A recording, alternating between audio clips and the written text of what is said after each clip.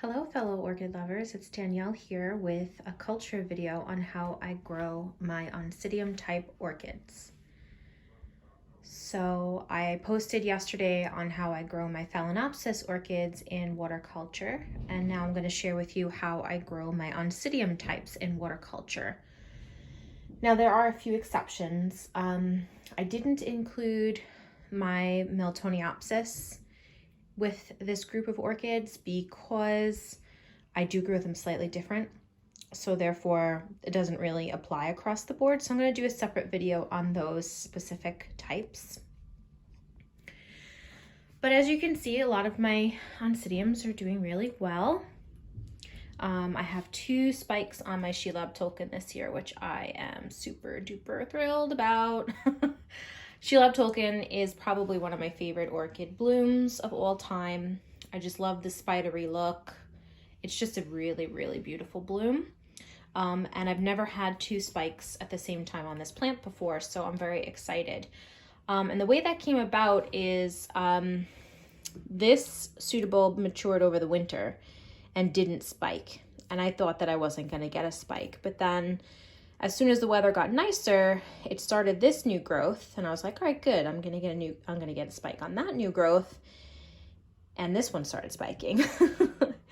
So I was so happy. I didn't think that Pseudobulb Tolkien would spike on a mature growth, but apparently I was wrong. So I like that kind of being wrong. So as you can see, the buds are really starting to develop their color now. They're still a little small, so we've got a little time to go. This one's going to go first, and then that one will go. So we'll have a longer show, which is exciting. Now, what I really want to talk to you about with waterculture for the Oncidium types, again, like I said in my last video, there's 2 types of waterculture, basically. And waterculture is just basically growing hydroponically. Growing hydroponically means in water. And, you know, some of my Oncidium types, I kind of am growing semi-hydro because they are, their roots are in glass beads, or I have one that's in river rock. But there are 2 real basic types of waterculture. One is full waterculture, where the roots have a portion of them exposed to water all the time. And then the other one is semi-waterculture, where you keep the roots wet for a couple of days, and then the balance of days in the week, the orchid dries off. A lot of people feel more comfortable with semi-waterculture. Personally, I find that my Oncidiums are very thirsty, and so I do use full waterculture. However, I don't apply the same hard and fast rules to all of my orchids. You'll recall that in my last video about Phalaenopsis, I cautioned you against applying the same rule to all your Phalaenopsis because each plant is an individual. And that's especially true with Oncidium types. So you're gonna have some Oncidium types who have little teeny tiny, little itty bitty roots. And then you're gonna have some Oncidium types. Let me see if I can easily get to one that has chunky roots. Okay, so you see those roots? Those are much bigger, much more chunky roots. So you're not going to hydrate this plant the same way that you're going to hydrate a fine-rooted orchid. When they have the chunky roots, they tend to stay wet longer. When they have the fine roots, they tend to be more thirsty, at least in my environment. So that's something that you're going to want to factor in as well. Are you in a cold climate? Are you in a hot climate? Is it humid where you are? Is it dry where you are? And that's going to help you decide what the level of water your orchid should need. So for instance, my Pseudobulb Tolkien, I don't need to put the water very high. I just actually transferred her to this bowl, this glass bowl, because I didn't like what she was in before. But as you can see, as soon as I get the root out of the way, the water level is just the top of the glass beads, and her roots are on top of the glass beads. That will keep her significantly and sufficiently wet, and not over wet. And the way that you know that you're giving your Oncidium type too much water is the bracts around the pseudobulbs and the base of the pseudobulbs. When you go to water it every week or however often you do it, If those things are, if they are still wringing wet, really, really wet, you're giving it too much water. It shouldn't, these things should not stay wet for an extended period of time. Now, when you refresh the water and you give the orchid fresh water and you top it up, they may get damp. That's okay. As long as they're drying off relatively quickly, that's okay. But if you water once a week and you go a week later and these are soaking wet, you gave your orchid too much water. Now, don't panic. Just don't do it that high next time. And then you have cases like these. This is my Saiku Marguerite, and I know I'm not saying that right, but I don't really care.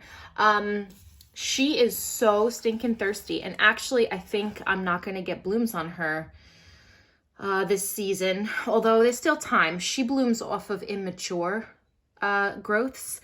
Sometimes she'll bloom off of a mature growth, but most of the time they're still growing. And the pseudobulb hasn't 100% formed when she spikes, and she hasn't spiked, and I've got two pretty big new growths. But anyways, that's my fault because I'm not keeping up with watering her enough. But do you see, I literally just watered her. I put the water all the way up to here and it's already almost gone. So I'm gonna have to go back and put a little more water in here for her because I can put the water all the way up to almost the base of her pseudobulbs, and within a day or two, it's gone. So she's very thirsty during the season. Now in the winter, you're gonna find your orchids are not gonna need as much water. They don't grow as much because of the colder temperatures. They slow down. Now it doesn't mean they don't need water, but they slow down. And so for her, instead of putting the water way up here, I'll put it here. And I'll come back next week and the water will be a little bit lower, but she won't have drank it all. In the summer, she is impossible to keep up with. And I think because I haven't been keeping up with her, I may not get blooms. And then also my twinkle. So this is the red twinkle that I got, I don't know, was it a year ago, 2 years ago? I got her in the fall, at least a year ago. And she had 13 spikes on her, I think, when I got her from the orchid nursery. So she was a beautiful, large plant. She had snails so badly that I couldn't eradicate them. And I literally had to tear her to pieces to get rid of the snails.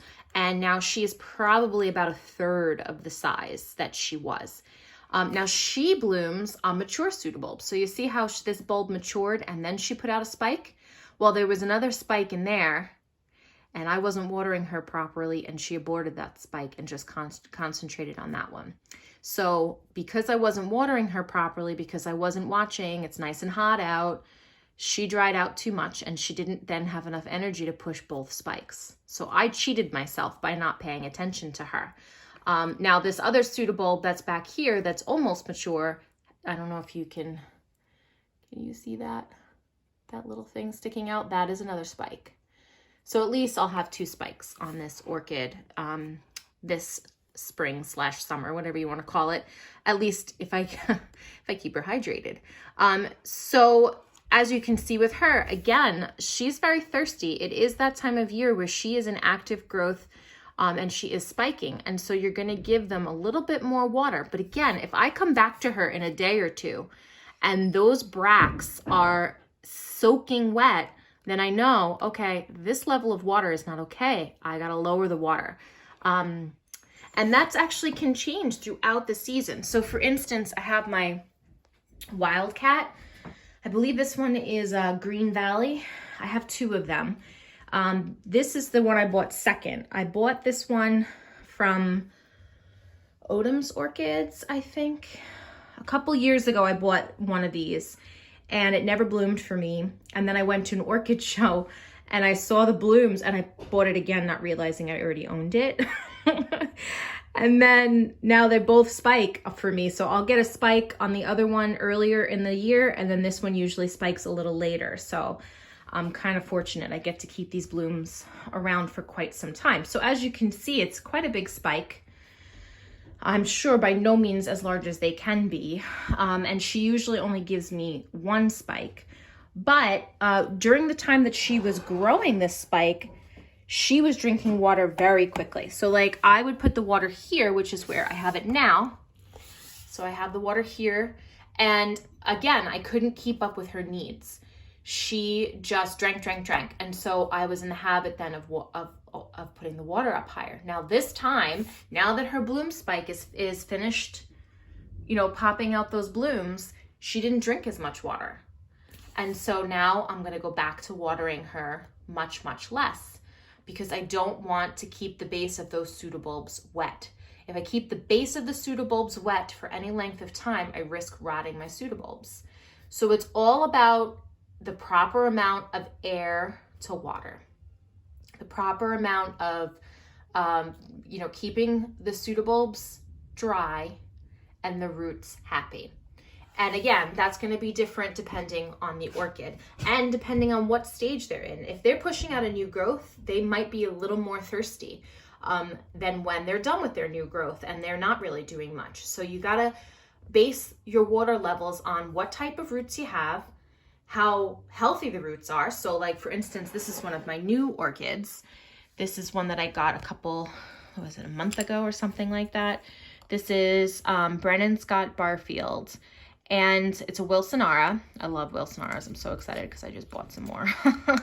Spoiler alert, there's an unboxing video coming your way. So anyways, I purchased her. She her root system is in terrible shape. I mean, look at those. You can tell just by looking at those roots that they are not good roots. So she's not going to use as much water. So if I put the water up higher for her, these roots are not going to be soaking up that water as quickly as healthy live roots would. And that means that the base of her is going to stay wet and could possibly rot and possibly die. So if you have bad roots, don't put the water up too high. If you have healthy roots, however, again, Saiku Marguerite, Oncidium Twinkle, they just soak it up. But then you also have the other orchid that I got, same time I got the Wilsonara. This one is Miltassia Lavender Kiss Lavender Taffy. And she is thirsty. Very, very thirsty. So if you'll see, I have the base of her pseudobulbs are like right around here, and the water is halfway up her roots. Now in a day or two, again, that water is going to be gone. So I feel comfortable using those levels of water because I know that it's not going to rot the roots. If this level of water stayed there for 5, 6, even a week, that's not good. So you have to adjust how much water you're giving your Oncidium orchids based on what they're doing, what the season is, and what your environment is. And watch your plants. I say that all the time, watch your plants. If you're paying attention, you're going to notice, my water level's too high, the pseudobulbs are staying too wet. Or, I went to water this orchid today and she is dry as a bone and her pseudobulbs are wrinkling and I got to give her more water. If you're paying attention, you're going to catch these things before they become an issue. Now, since I mentioned about pseudobulbs wrinkling, I know some of you have had questions about that. Now, some Oncidium types, it's just what the pseudobulbs do. It's not really a problem. And then on some of them, it's going to be a little bit of a sign that there's something wrong. For instance, my wildcat, the pseudobulbs just wrinkle. It's just what they do. It's not a big deal. As they get older, they start to wrinkle. You know, this leaf will fall off. It's not a big deal. But then you have orchids like the Twinkle. Her pseudobulbs are not supposed to wrinkle like that. So when you see that, that's either, if it's a very old pseudobulb, it just might be ready to come off.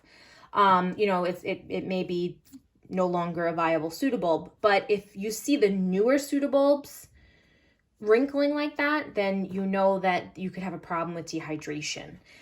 Same thing with the Shelob Tolkien. The Shelob Tolkien typically has plump pseudobulbs. Now, these things that I'm saying to you can vary plant to plant.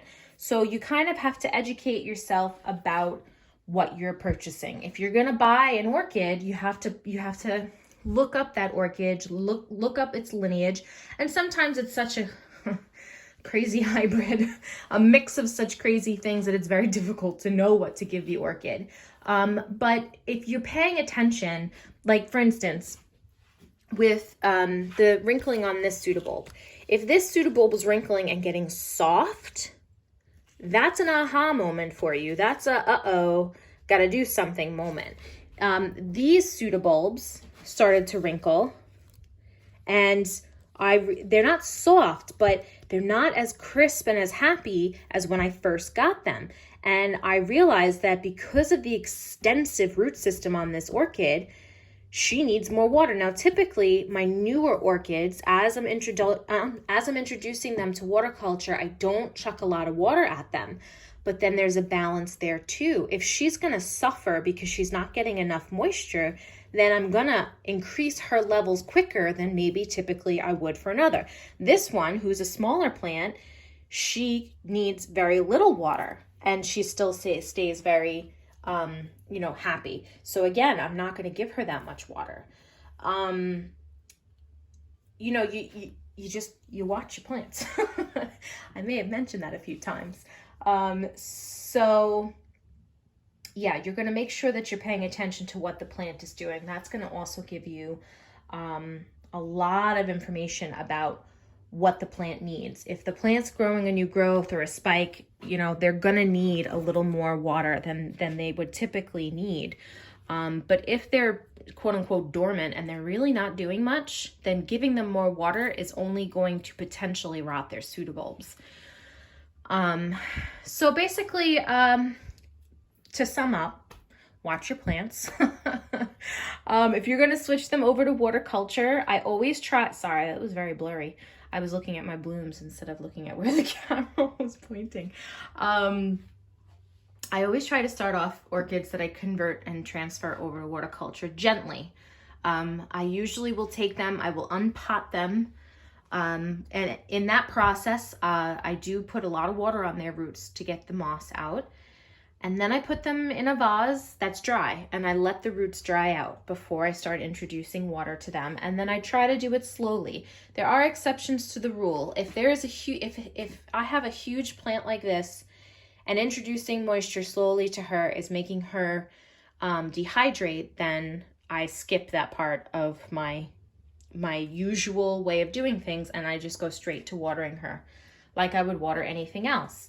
But it's better to start slow and not kill her roots and kill off some pseudobulbs than to go too fast, and then she's basically mush because she's got too much moisture, and then she has no roots, and then you have a rescue mission. Now, if they have the chunkier roots, again, they're gonna hydrate a little quicker, and they're gonna need a little less water. You have this is, oh dear, I can't pronounce this, so I don't know why I'm even going to show you the tag. Can you see that? Oh no, I'm shaking a little, I'm sorry. I've had her a very long time, and she actually had Fusarium. She's one of my Fusarium orchids, and I only was able to save 2 new growths off of the original mother plant. But as you can see, she has those chunky roots, and she barely has any water at all. Just the very bottom of the roots are in the water, and those roots stay green all week. And then I can refresh the water for her. If I put it any higher than that, the base of her pseudobulbs gets too wet and stays too wet, and I risk losing the plant. So again, pay attention. As you're converting them over to water culture, watch what they're doing. Now, if you have an orchid, an Oncidium type orchid that has no roots at all, not a one, you can put the bottom of the rhizome in water for a very short period of time, get it damp, and then take it out and let it dry off again to try to encourage it to grow new roots. I don't know if any of you are facing that, but if that is what you're facing, then you can do that. I'm of the school of thought that I don't remove roots that are bad, unless the orchid has a lot of, or has some new roots. And what I mean by that is, like, for instance, this orchid, right? she's new, so I didn't know at first if these roots were viable or not. A lot of times you take an orchid out of the pot and you can just tell straight off, okay, these are good roots, and sometimes you're not really sure. So what I'll do usually is I'll expose them to water and see what they do. If they start to rot, then that's an indication that they were bad roots. And what I'll do is I'll take the velamen off of the roots and just leave the strands behind.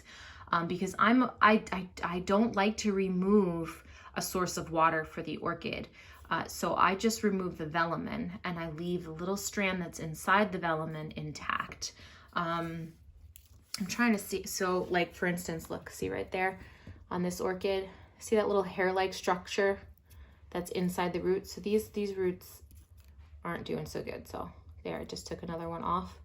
So I'll take the velamen off so that there's no rotting material in the water, but I'll leave those strands so that the orchid does have something to be able to semi-hydrate themselves. It's not an ideal situation by any means, but if the orchid has no roots at all, these little pieces of, these little strands of root are better than nothing. And I hope none of you are really facing that, because rehabilitating an Oncidium that has no roots at all is a very difficult thing to do. It's not like a Phalaenopsis with no roots. Phalaenopsis with no roots, they have a stem at least that you can soak in water to give it hydration. An Oncidium, when you soak the base of an Oncidium in water, you're taking a slight risk that you could rot the pseudobulbs. So anyways, I hope that that's helpful. I'm sure that you're going to have questions. If you do, please go ahead and comment, and I will try to get to them as quickly as I possibly can. After I'm done with this series of videos on how to grow orchids in water culture, I'm going to try to do a video on how to rescue orchids by using water culture. And I'm going to try to use an example in each type to show you. And I also have some unboxing videos coming, because I watched someone's video, well, a couple people recently got orchid hauls, and I shouldn't watch those videos anymore, let's just put it that way, because apparently it makes me buy. And it really shouldn't be at this time. I have enough. So anyways, I hope that that helped. I hope you guys are all having a great beginning to your week, and I will talk to you all next time.